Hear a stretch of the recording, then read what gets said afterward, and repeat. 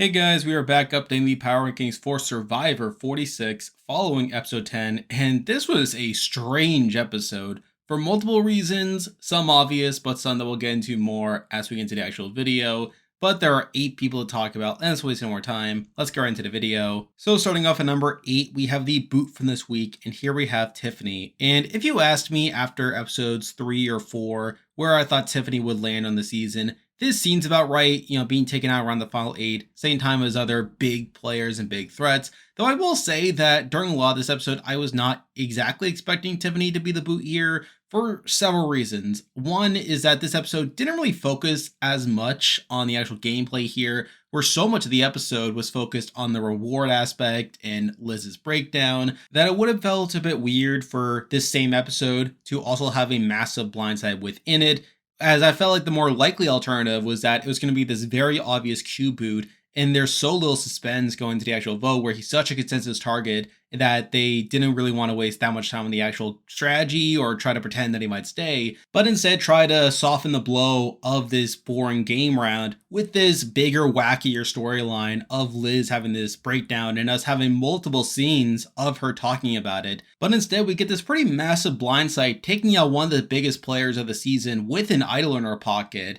And the fact that they spend so much time of that episode just focusing on the Liz stuff made it feel weird and unexpected that it would be the episode where the Tiffany blindside would happen, where I felt like before it probably would have been like an obvious Q boot this round and then the Tiffany round would happen next time.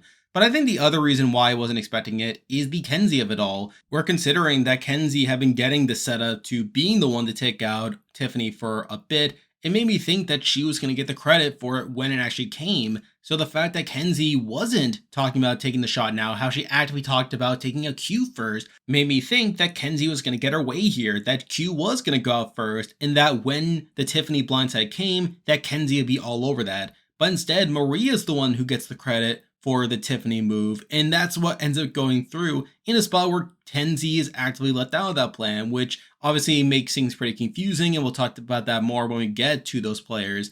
But as for Tiffany herself, I never saw her as a contender. I know a lot of people thought that she was a pretty good player and a pretty likely winner for a lot of it, but I just never thought the edit was there, where even though she was getting a consistent presence on the show, it always felt like it was circumstantial and that there was never a lot of depth to it, where yes, she got some personal content here and there, plenty of game talk, but it never felt like she had an active storyline being set up for her to actually win by the end of it, and it felt like she was this big player that we have seen in other seasons that gets taken out right around the spot. So again, I think on the surface, her going out here makes sense, but considering that Kenzie did not get the credit for it, I'm a bit perplexed by that, but obviously Tiffany is now out of the game to where she's here at number 8. And before we continue, I am once again partnering up with Russell Muscle TV to promote Idle Plays. Idle Plays is an online shop where you can purchase Survivor puzzles and practice them. That way you can potentially be the next challenge beast on Survivor 47 and beyond. In this season, we have creator lockers. These are special bundles handpicked by myself and other Survivor YouTubers, along with creator trading cards. If you purchase my puzzle, you can get your hands on the Labyrinth Ball puzzle, the Slide puzzle, and Spencer's puzzle from Survivor Cambodia.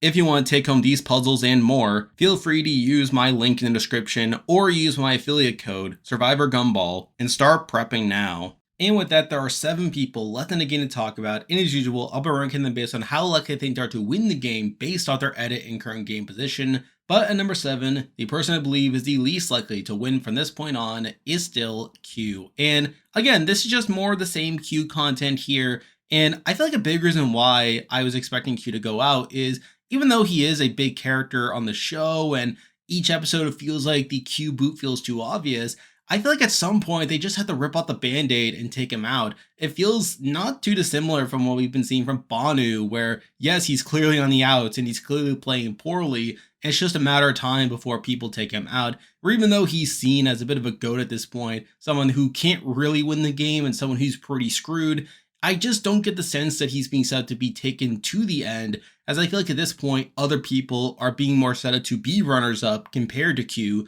who has been getting this massive edit as of late. And obviously, if we go to this episode, he's once again a target. You have his whole display after winning the reward challenge of him choosing to not take Liz on it, despite her begging to, which, again, he's entitled to his own decision, but I do feel like it's a pretty bad look for him to not take Liz there. It obviously is bad from a jury standpoint. Even though I don't think he's winning anyway, he still doesn't really help himself here.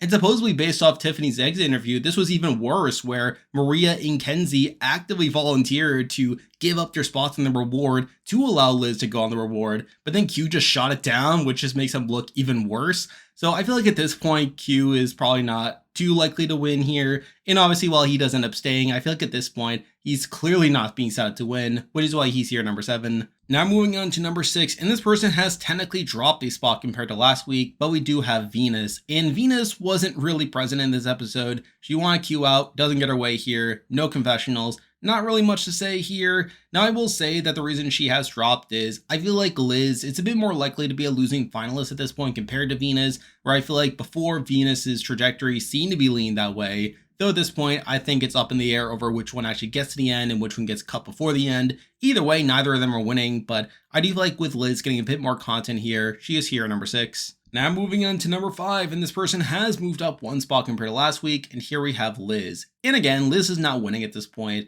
I've said that all season at this point. But again, she did get more content in this episode compared to Venus. This was obviously a pretty massive episode for her here, where she ends up having this massive meltdown after not being picked for the reward. She even begged Q to take him on, only to not do so. And I will say that that whole scene is very unsettling. Like the fact that she silently turns towards Q before she starts screaming. And then afterwards, they really make a meal out of this, where we have several scenes after the reward challenge where she even gets her intro package here, which felt like it was let out of left field.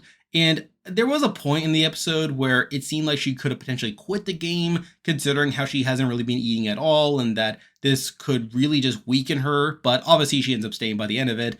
Now, I will say that from a gain standpoint, this was actually a good round for her, where she was a swing vote coming into this round. She decided to take out Tiffany here, which is, again, pretty good from a gain standpoint. Again, at this point, she's probably not winning. I can't really see a jury awarding her with a win, where even though people felt bad for her on this reward challenge, you also have her at the immunity challenge, where she was very reluctant to step out for Rice, even when it was like Jeff offering the individual portions, which, again, felt a bit strange there. But even before that, you have like the whole money thing. Just Liz as a person feels like someone who's very unlikely to win the game. And with the game that she's playing, not being overly flashy and something that people had not really been seeing, I feel like Liz is probably not winning. But again, the fact that she's a bit more likely at this point to get to the end and be a losing finalist was enough to have her here at number 5. Now moving on to number 4, and this is where the list gets a bit complicated, as I really deliberated on this. I wasn't entirely sure where to put specific people. But number 4, and this may be a bit controversial, but I did decide to stick with Maria here.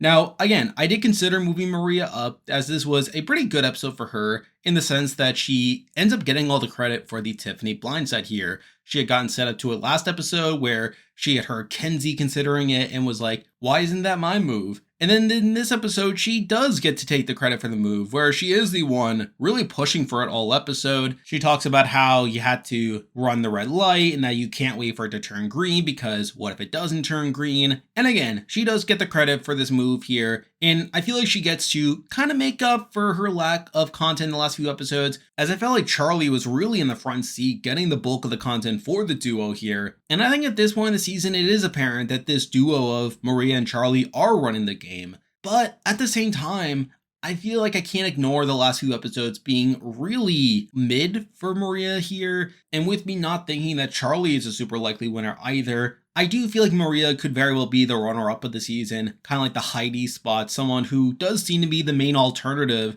to Kenzie in terms of winning the game by the time of Final Tribal. You kind of get the sense of why Maria is playing a good game and that maybe she could win by the end of it. But by the end of it, I could see a world where Charlie gets cut before the end, and then Maria gets to the end in a spot where people thought that Charlie was the one behind all the moves that they were making, and then without Charlie there, they just go to the next alternative in Kenzie probably.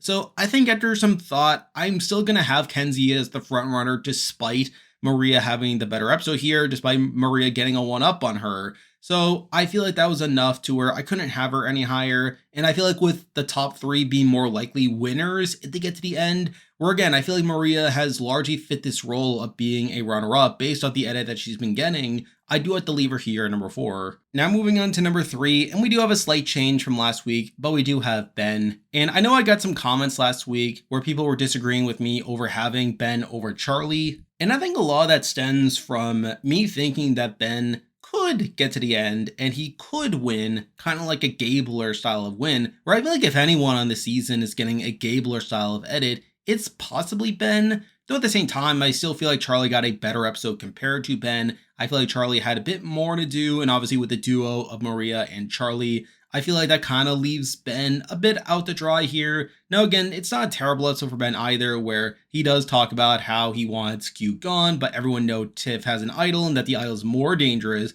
than Q just being a bully. And sure enough, he is part of the eventual Tiffany blindside here.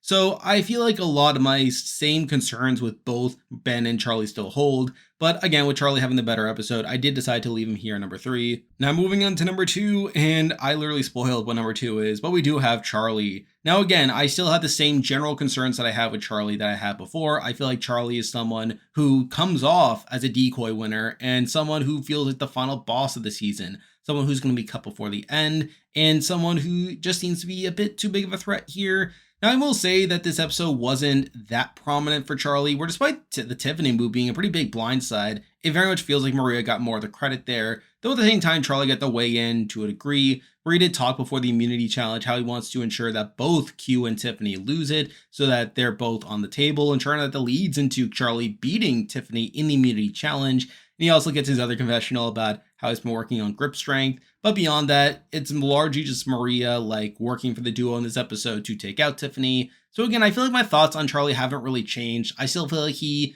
is obviously one of the more likely contenders, but someone who's going to be cut before the end, which is why he's here at number 2. And now, at number 1, the person I believe is the most likely to win Survivor 46 at this point is still Kenzie. Now, this was a debate for me. I did consider whether to drop Kenzie or not, considering this was not a great episode for her. She had been getting the setup for the last 2 episodes, setting up her role in the eventual Tiffany blindside, and even in this episode, we heard her talking about how, this was a bucket list item for her to take out your closest ally, and that you have to be sneaky, and that you have to get to Tiffany before Tiffany gets to you, only for her to be blindsided in this episode after we had heard her talking about how instead she's going to go for Q because Q is more of a nuisance. Q is someone who doesn't even want to be here, while Tiffany is someone who does. So again, that's not a particularly great look here. And I did consider dropping her because of that. But the reason that I didn't is, while this was a better episode for Maria than it was for Kenzie, I feel like Kenzie's edit has been more consistent than Maria's, where, again, Maria's edit has kind of dropped off in the early merge. And I feel like this is the first good episode in a while, to the point where I thought Maria was not going to get her way here, that Kenzie was going to get her way in terms of getting out Q this round, but then getting more of the credit for the Tiffany blindside next round. So I do worry about that. Then also with the whole mermaid dragon comment that Banu made earlier in the season, there is a world, now that I think about it, that maybe Kenzie is the final boss instead, and that if one of Charlie and Maria wins, that Kenzie is the final boss instead. But I still feel like Kenzie has been getting a more traditional winner's edit up to this point. I feel like there are more similarities in Kenzie's edit to that of the previous New Era winners than really anyone else left on the cast. And even though this is a bad episode for Kenzie, I also remember around this time in 45 where Dee had some not great episodes around this point, around the final 8, final 9, that made me question Dee's prospects here. But obviously that recovered by the end of it. So I'm not going to let this one bad episode fully demerit from Kenzie here, especially when I have called her by far the frontrunner for a lot of the season. Yes, this kind of complicates things, and if we get another bad episode next week, I may have to reconsider, but I feel like for now, I will stick to my guns and leave Kenzie here at number 1. And there we go, that'll do it for this week's video. If you like this content, be sure to like and subscribe, really helps with the channel. Now I'll be back again next week to update the Power Rankings again, so looking forward to that. I'm covering other shows, including The Amazing Race 36, The Circle 6, and Big Brother Canada 12, so you can expect weekly Power Rankings of those shows. I'm on Patreon, so if you want to consider supporting the channel, you can do so by clicking the link in the description, and you can also join the Discord server by also clicking the link in the description. There's a lot of stuff coming your way, but for now, that is the video. See ya.